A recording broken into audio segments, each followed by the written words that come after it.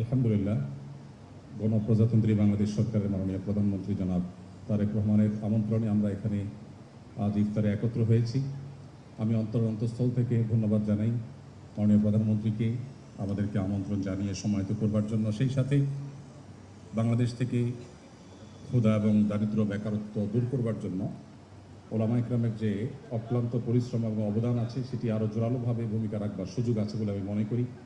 শুধু কওমি মাদ্রাসাতে 7 লক্ষেরও বেশি এতিম, দুস্থ এবং অসহায় শিক্ষার্থীরা লালিত পালিত হচ্ছে।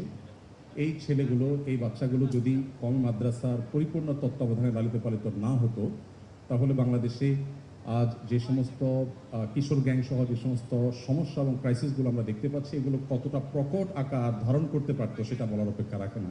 পাঞ্জাবের জগতে একটি বিশ্বস্ত নাম, শাবাব এথনিক ওয়্যার। তো আমি আশা করি ওলামা ইকরাম তাদের কাজটা যেভাবে করে যাচ্ছেন, রাষ্ট্র থেকেও ওলামা ইকরামকে তাদের কাজ আরও সুন্দরভাবে সুচারুভাবে পরিপালন করবার ক্ষেত্রে সহযোগিতা থাকবে। দোয়া করি আল্লাহ তাআলা আমাদের এই প্রিয় দেশটাকে বিশ্বের মানচিত্রে মাথা উঁচু করে দাঁড়াবার তৌফিক দান করুন। এবং সেই সাথে আমি বিনয়ের সাথে অনুরোধ করছি মাননীয় আমাদের ওবায়দুল কারণের সময়ত খতিব হযরত মাওলানা আব্দুল মালিক সাহেব হাফিজাহুল্লাহ কিছু কথা বলবেন ইনশাআল্লাহ।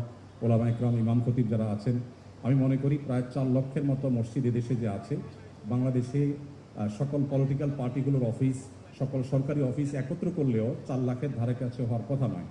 এই 3 লক্ষের থেকে 4 লক্ষের মাঝামাঝি যে বিশাল অঙ্কের মসজিদগুলো আছে, এগুলো শিরা উপশিরার মতো দেশের সমতলে, পাহাড়ে সব জায়গায় ছড়িয়ে আছে।